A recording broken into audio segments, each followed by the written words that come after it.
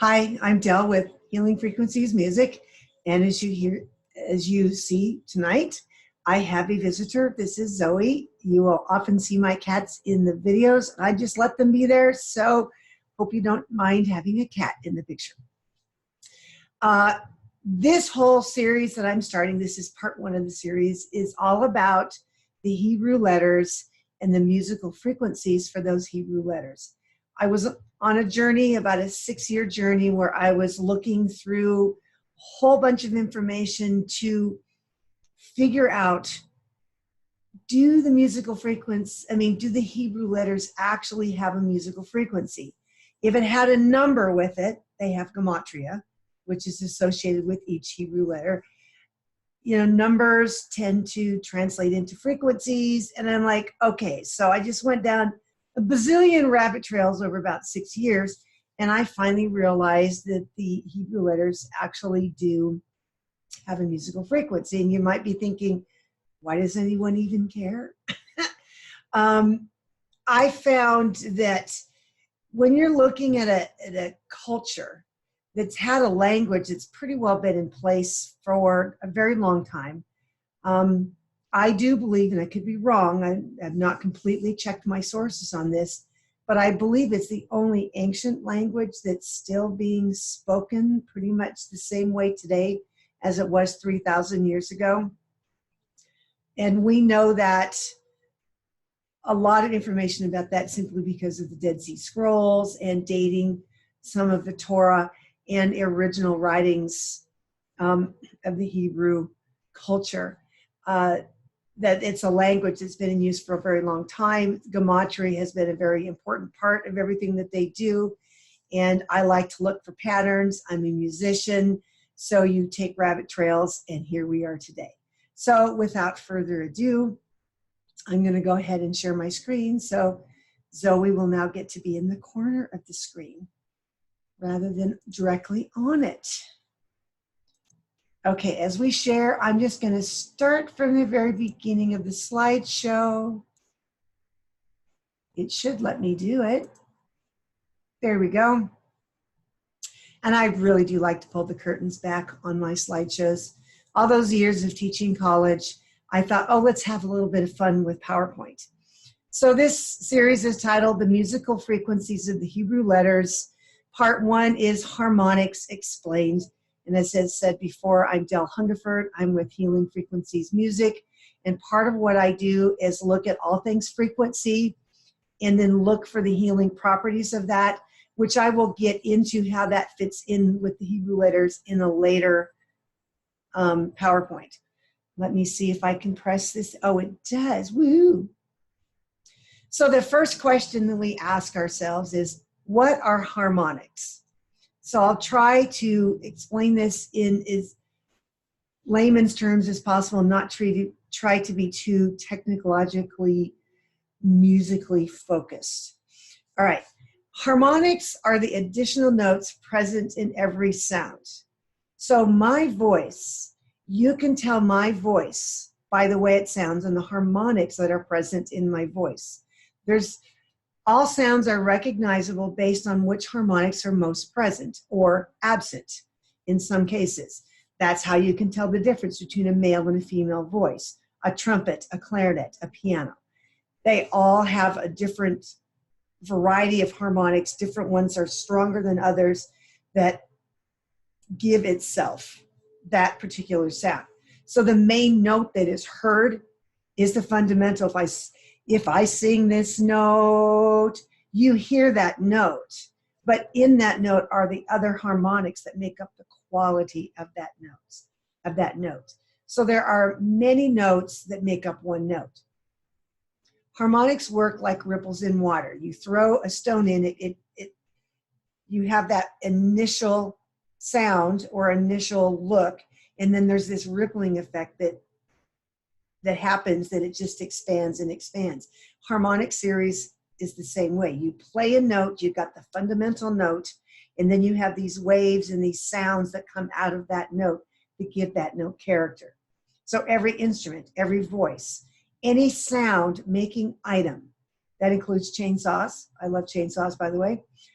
all of them have their own voice print. That means it's like a DNA. I mean, because you can pretty much, if you take a spectral analyzer and all this other fancy schmancy scientific equipment and you put a sound in there, it can register that sound. And people who really understand this will say, well, I recognize da da da da da da da. That is the sound. Just by looking at what it looks like on paper could tell you what instrument or what sound it is, because clarinets sound the same, trumpets sound the same, saxophones sound the same. I think that's one reason dogs can recognize your car coming home, because your car is not going to sound like the neighbor's. There's harmonics that come out of that too, because there's a sound that comes out of the engine. So just throwing a bunch of things out there to help you see how that works. So harmonics, you play something or sing something, or you make that initial contact, a sound comes out, which is a frequency. And here's a picture of the harmonic series. I'm going to move the picture again. I think I'm going to move my picture down here, because it's easier to see the chart if my picture's at the bottom. So the harmonic series, as you see on the left-hand side, that is the partial number. We call them partials. And number one, at the very bottom, you see is 256 hertz, which is a C. And I believe this one, it looks like it is in the 432 concert pitch. I could be wrong. But I have to, because I see that C at 256 hertz. I have a little chart here that I look up, and I wrote down what all of the concert pitches were in different ones. So 432, a C, that is going to be 256, yep. So this particular harmonic series is based on a C that is in the A432 concert pitch. You're going to notice that 256 hertz doubled is the C an octave higher, so that's the second partial. Then you go to the third partial, which is 768 hertz. That is a G, or a perfect fifth above the C. Then partial number 4 is another C at 1024 hertz. That's the fourth partial. That is the perfect fourth higher than the G. Now you're seeing off to the right fundamental or unison, octave, perfect fifth, and it says on the fourth that it's an octave, and it's an octave above the original unison, but it's a perfect fourth higher than the G. So you're going to see it written out two different ways. And then from C to E, that's a major third. So 1024 hertz to 1280 hertz, C to E, that's the fourth and fifth partial, and that is a major third apart. Then if you look at the fifth partial, which is a 1280, that's an E, and then you go from an E to a G to the sixth partial, that's actually a minor third. A G is a minor third from E, but it's the perfect fifth that we saw earlier in 768 hertz. Now you're going to notice that 768 doubled is 1536. Octaves are always doubled. And so you can see that. And if you look at the E, if there's another E up there, 5, 1280, and then where's the next E is the 10th partial, 25, 60. I think that should be double. My math is, I don't do math super well and fast in my head. But this is to show you what the harmonic series looks like. And again, this particular series is based on A432 as the concert pitch. So they're going to be slightly different if you see one that's in A440, which is our current standard concert pitch. And I just realized this when I was looking at it, that it's in the other concert pitch. All right, so what's in it? You have your initial sound. That is the fundamental pitch. Then the harmonics come out of that fundamental pitch. That's the color or the timbre of the note. So if you put my voice with another female voice that sounds very much like mine, you're still going to be able to tell the difference because the timbre of our voices is different. The harmonics in our voices are different. There are certain harmonics that register more so in my voice than they would someone else who has the same, that speaks in the same pitch level that I do. So that's how harmonics work. It's speaking, singing, any instrument, they all create harmonics. Here is a picture, and I just say violin harmonic voice print. It's a word I heard a friend say, and I kind of liked the word because it gives you an idea, the word voice print. It gives you an idea that it has its own picture. So here's a picture from a spectral analyzer, I believe, of a violin. And it shows the dips, and even this one has colors to show you this is what a violin looks like, what it sounds like when it's being played. It shows you at the bottom, I can't read this one very well. Those might be the hertz, I can't tell. But there's spikes and there's dips.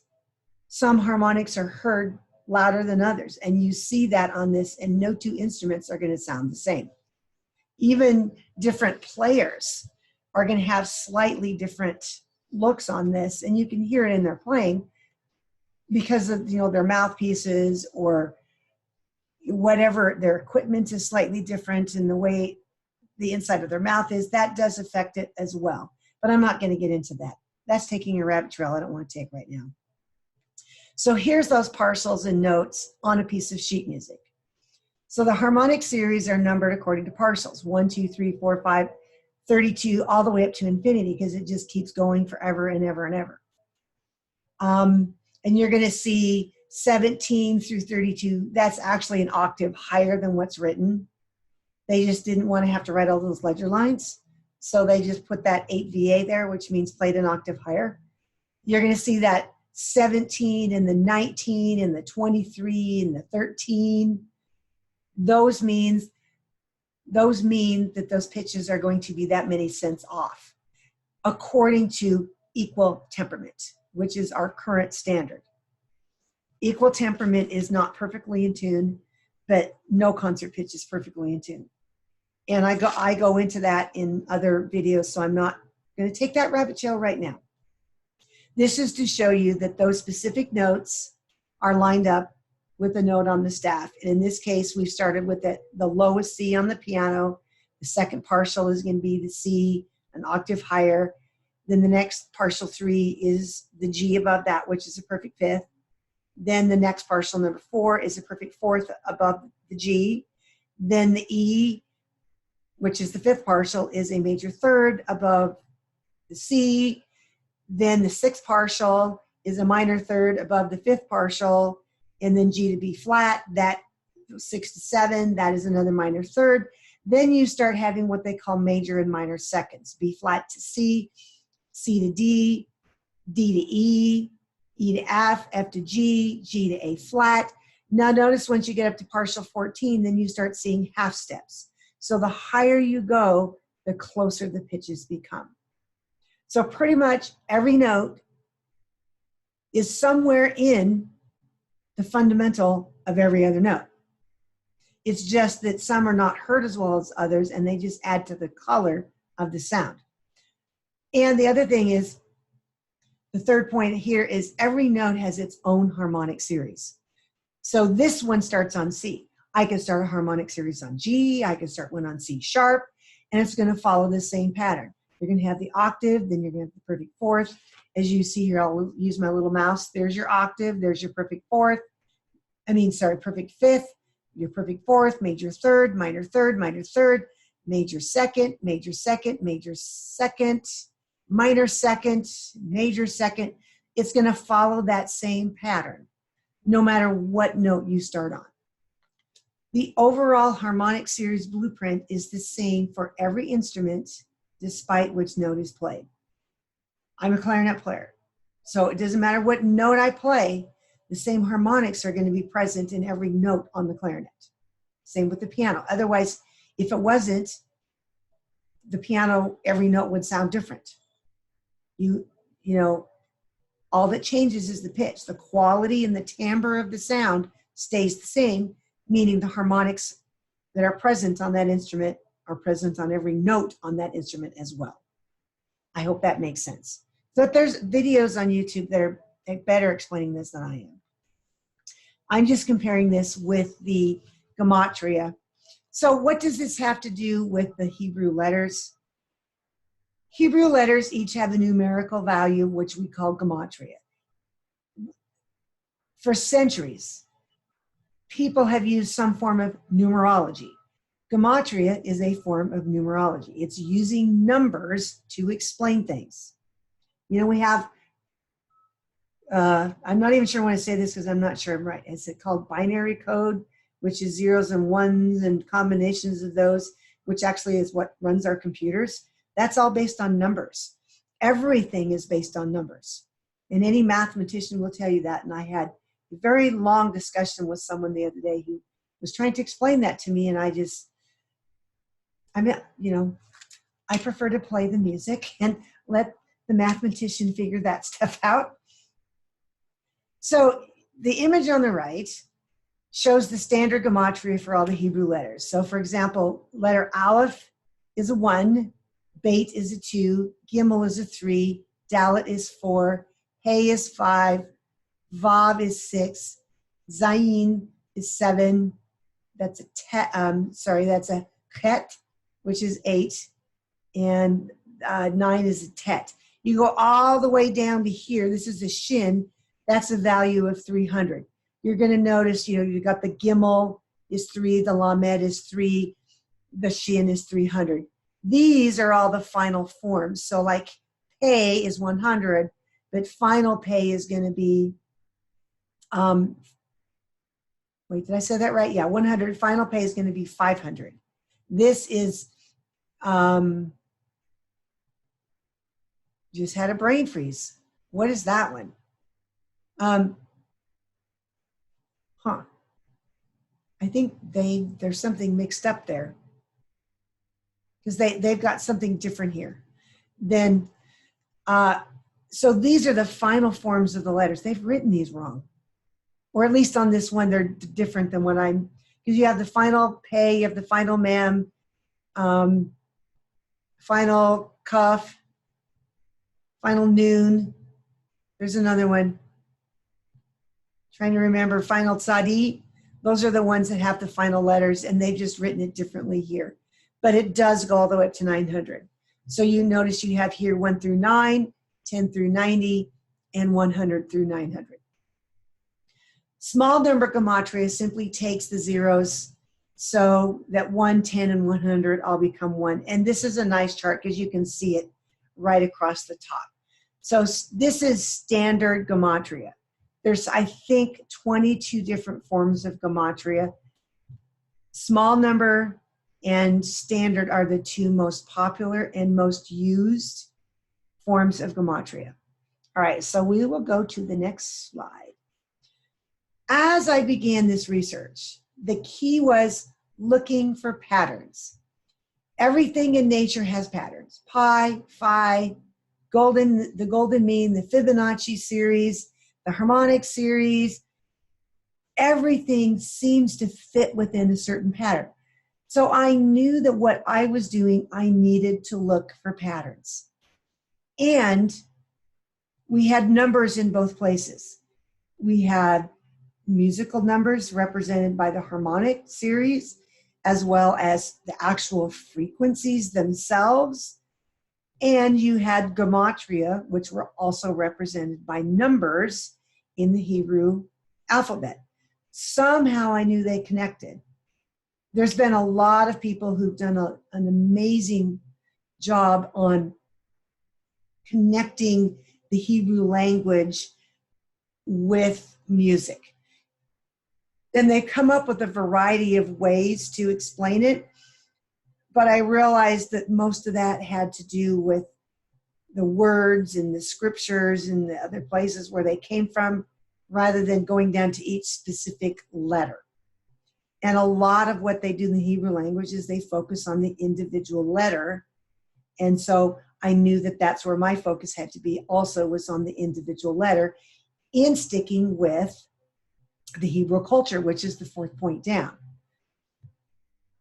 So I just had to find a way to make that connection. So in the process, you need to look at music history all the way back to the time as far back as we can possibly find out. And I'll show you the original blog post at the end where I have this posted. And there's some information in that blog post I'm not going to go over in this. I'm going over some of the technical details that are not in the blog post. So you kind of want to look at both if you can. So music theory, music history, the Hebrew culture, and patterns found in nature were the four things that I was looking at, trying to find a way to see how they connected. And I will admit, the results were not what I expected, but they did fit within the laws of nature and harmonics, as well as what's in the Hebrew culture. So I knew I was onto something when the patterns started to emerge. So my discovery, the Hebrew gematria, both the small number and the standard, fit within the harmonic series. Now I realized right away that the first 9 letters did, but I couldn't figure out what to do with all the rest of the letters. And so I sat on that for the longest time. And it was quite by accident that I realized, oh, the first 9 letters of the Hebrew alphabet match perfectly up with with the harmonic series. Oh, wow, how cool is that? And it sat that way for a couple of years before I did more with it. The cyclical returning pattern fits within the Hebrew belief system that everything is cyclical. You know, alpha and omega, the beginning and the end. So whatever is the beginning, whatever is the end of one thing is the beginning of something else. Much like any musical note that has all notes present within that note at varying strengths, each Hebrew letter has a fundamental pitch that allows a performer to add their own musical flavor. So we've got gematria, the harmonic series parcels, and musical frequencies in the A432 concert pitch that match almost perfectly. And I'm going to say almost because it depends on what temperament you're using.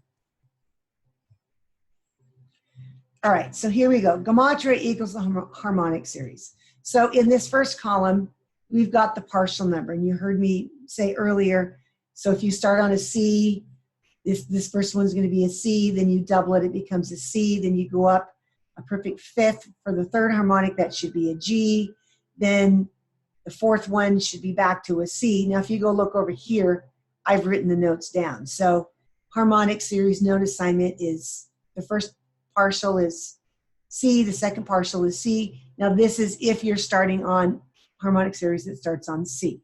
If you did it on E, it would be exactly the same formula. Perfect octave, perfect fifth, perfect fourth, major third, minor third, major second. And that's all what's here. That's your formula, the distance from one interval to the next. And if you've ever heard trumpet players or bugle players playing taps, you notice they're not pressing any keys down. They're using the harmonic series of that open fingered note, which has every one of these notes off to the side. Those, I mean, most of them can play up through the 7th harmonic. You have to be a really pretty good player to play these, the 8th and 9th harmonic on brass instruments, just because it's all and depends on how good your lips are working, if you can actually get those harmonics or not. So you're going to notice in the second one is the standard gematria. I've listed the first 9, for the 1 for the letter Aleph, 2 for the letter Beit, 3 for the letter Gimel, 4 for the letter Dalet, etc., etc. Then I've translated it into small number gematria, which is in the blue column right next to it. You're going to notice that right now it's just 1 through 9. Well, the first 9 are going to be the same as small number. The interesting part is when I put it in the 432 concert pitch, if you start with number 1 and you just assign the note C to 1 hertz, and then you double it, it becomes 2 hertz. Then you go up a perfect fifth, it becomes the G, which is 3 hertz. Then you go up your perfect fourth, it becomes the next C, which is the 4th partial, which is the small number gematria 4, which is the letter Dalet. Now, I put here for comparison in the first 9 only. what it would look like if you put it in the A444 concert pitch. You're going to notice a lot more decimals, and it doesn't seem like that 1.027, if you look up here at the C, is that different. But in reality, it's very, ouch, I have a cat scratching me. Teddy, quit.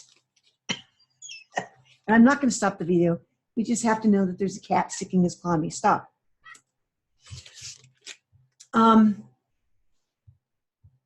Okay, now that we've gone past that rabbit trail, what's happening here is when you see these pitches over here off to the right under the A444 hertz, 1.027 and 1 are very different, but the lower the number is, the closer the differences are going to be.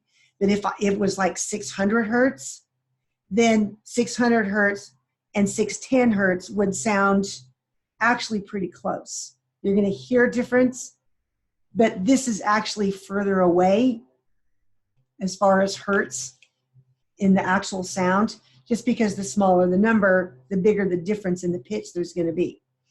So hopefully that makes some sense, and maybe it'll make more as I go to the next page. All right, what I've done is I've taken the second one. What I found is that when you end 10 is yod. Yod, yod, I've heard it said several different ways. But the standard gematria for the letter yod is 10. The standard gematria for the letter kaf is 20.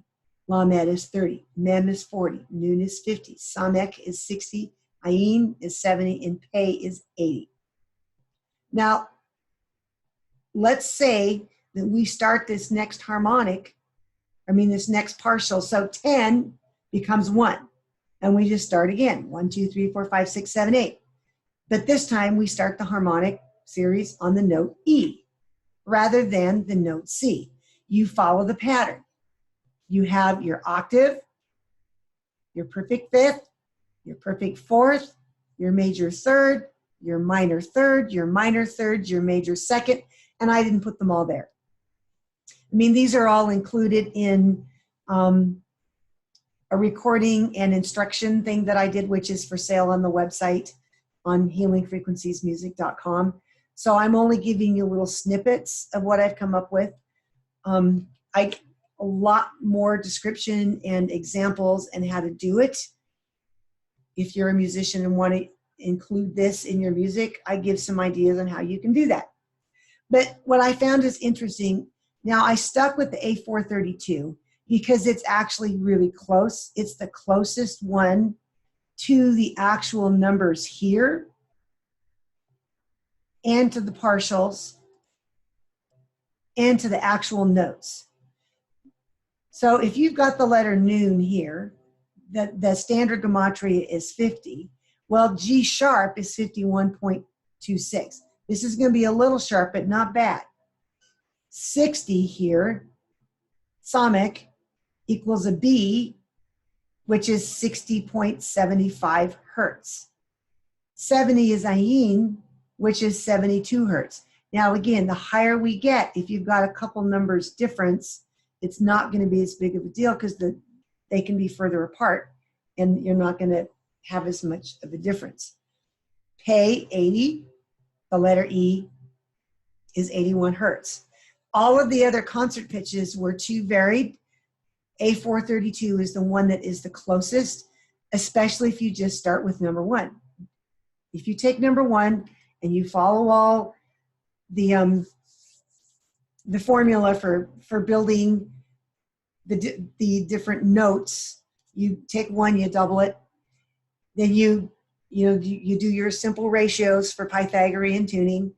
You do all that, you get to A432, which is a tuning note that is used in orchestra and bands, but we now use 440, which is a higher concert pitch than 432.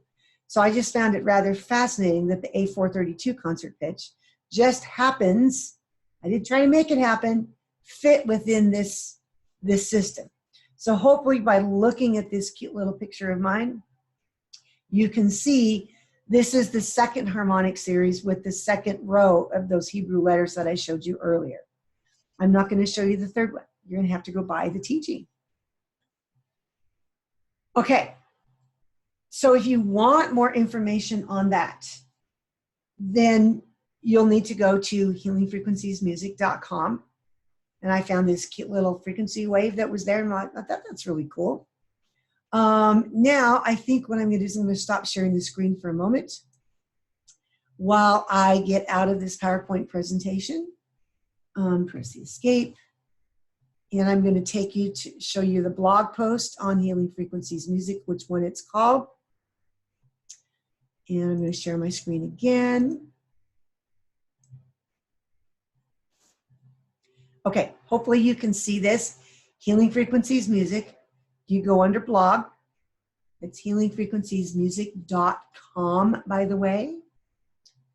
And in this blog post, I mention a man named Richard Dumbrill and his research, which I found fascinating. It does help make sense to some of my earlier research into this subject. Most of the scales at that time, well, the most prominent scale ever and still has been is the pentatonic scale. And I love this picture because it shows you it's all the notes of the scale minus the F and the B. And they didn't like the F and the B because F and B created a tritone, which they didn't like because they considered it that a very dissonant interval. So here goes to the part that's really great English. Here is the part that I felt was very important. I needed an understanding of the natural laws of musical harmonics, historical musical practices and writings from the time prior to the birth of Christ in the Near East. This includes the Old Testament of the Bible. I really had to pay attention to that, which meant I had to look at archaeoacoustics and musicologists and ethnomusicologists who understood that era. Music history in general, the ability to read music well and understand the important factors of music theory. I could not have done this had I not been a trained musician and really understood the inner workings of music. I needed a good understanding of the historical practices behind concert pitch. That is a whole nother rabbit trail, which I will do another teaching on that. There's several blog posts on it, but in the meantime, concert pitch is important, understanding temperaments. Now, if you go back to that chart that I have, and you change temperaments, those numbers are going to slightly be adjusted. So the letter P, I think it was 81 hertz in Pythagorean tuning in the 432 concert pitch. But let's say I used just intonation or well-tempered or equal-tempered, it might go to 80 or 82 or 79, but it's going to hover right around that 80. So that number isn't as big of a deal. It's just if it's constantly, like the A440 concert pitch is definitely way too high in most of the numbers, especially as we get higher up, really, you can really see the difference. I had to look for connections between music, nature, math, science, basically anything that connects, and then looking into the Hebrew Gematria. So this is the article that explains the harmonic series part and how I connected them, and I actually added more in this video presentation, so I'm going to stop sharing the screen. The next one that I will do, I have to go back into the blog post. So this was Harmonics Explained. The next one that I will talk about is the tuning part, where I will go a little bit more into temperament and concert pitch to show you. This is what really tripped me up when I was first doing this research, is I expected the numbers to be exactly the same. But I had forgotten that when you're dealing with temperaments, and back then they would have used Pythagorean tuning and just intonation, because those can be done by ear. So I had to put myself in the mind of an ancient person who was creating music and what they had, what access they had to be able to tune their instruments. So next time, we're going to go into more of this, but about tuning. And if you have any questions, you can join the Facebook group, Healing Frequencies Music Q&A, and ask questions there. You can post them below the video. And I encourage you to go onto the Healing Frequencies Music website and check out all of the articles I have on the harmonic series and the Hebrew Gematria. So until then, have a bodacious evening, day, or morning, whichever time you are watching this.